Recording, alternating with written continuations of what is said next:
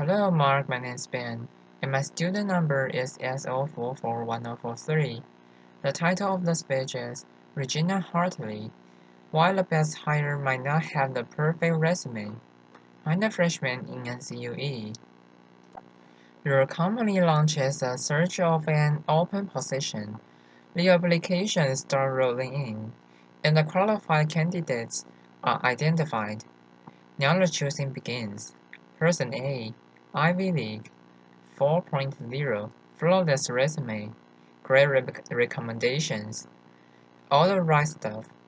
Person B, state school, fair amount of job hopping, and odd jobs like cashier and senior waitress.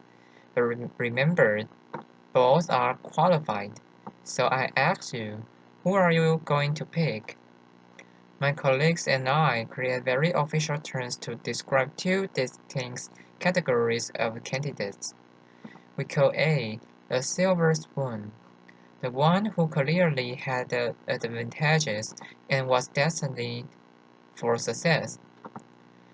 And we call B the scrapper, the one who had to fight against tremendous odds to get to the same point. We just heard a human resources director refer to people as silver spoons and scrappers. After, which is not exactly politically correct and sounds a bit judgmental. But before my human resources certification gets revoked, after, let me explain. A resume tells a story, and over the years, I've learned something about people whose experiences read like a patchwork quilt. That makes me stop and fully consider them before tossing their resumes away. A series of odd jobs may indicate inconsistency, lack of focus, unpredictability, or it may signal a committed struggle against obstacles. At the very least, the scrapper deserves an interview. To be clear, I don't hold anything against the silver spoon.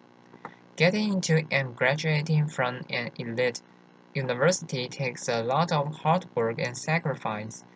But if your whole life has been engineered towards success, how will you handle the tough times?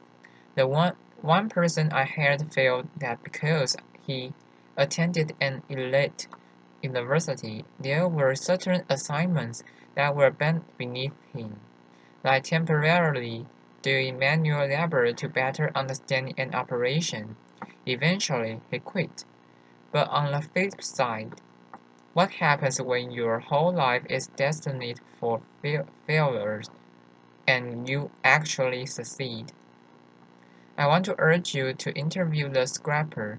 I know a lot about this because I am a scrapper. Before I was born, my father was diagnosed with paranoid schizophrenia, and he couldn't hold a job in spite of his brilliance. Our lives were one part cuckoo's nest, one part awakening, and one part a beautiful mind. Laughter. I'm the fourth of five children raised by a single mother in a rough neighborhood in Brooklyn, New York.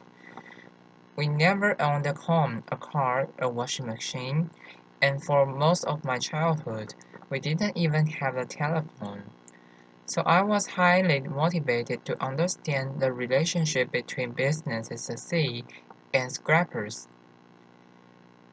Because my life could easily have turned out very differently, as I met successful business people and read profiles and of high-powered leaders, I noticed some commonality.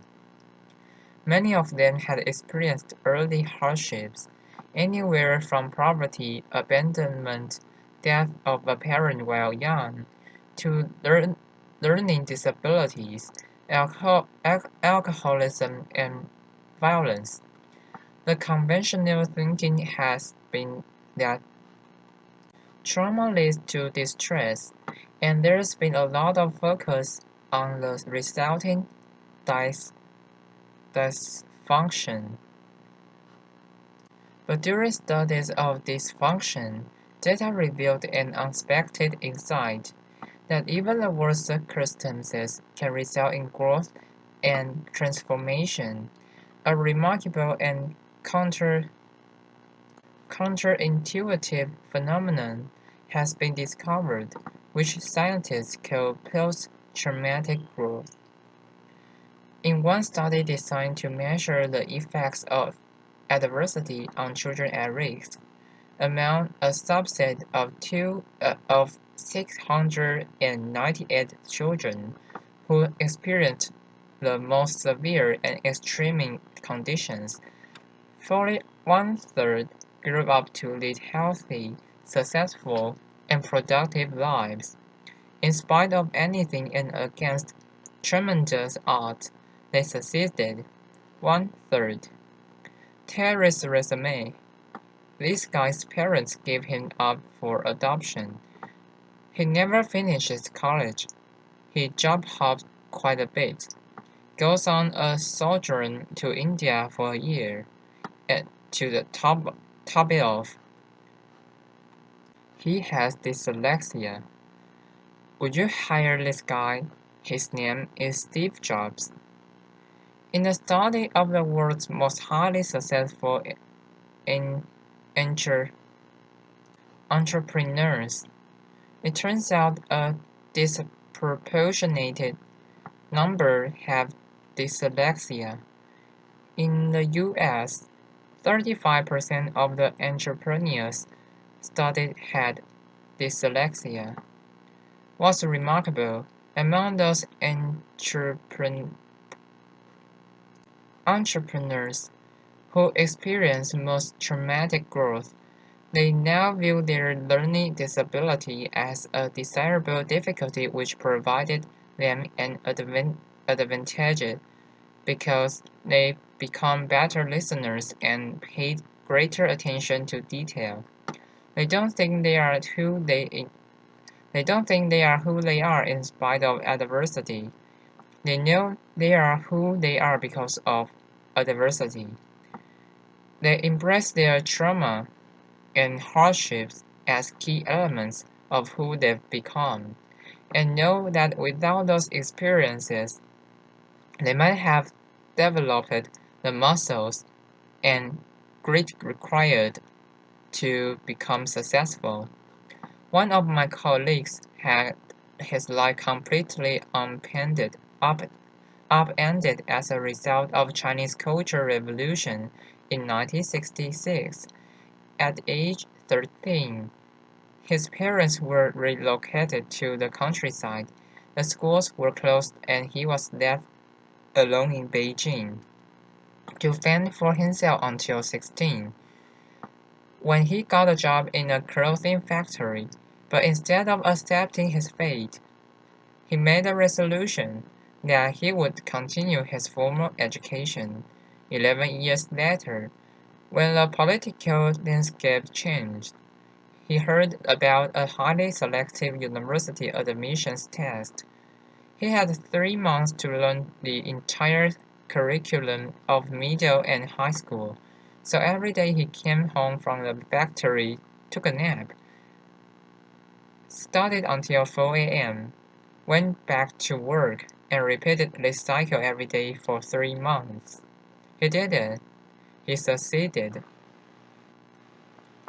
His commitment to his education was unwavering, and he never lost hope. Today, he holds a master's degree, and his daughters each have degrees from Cornell and Harvard.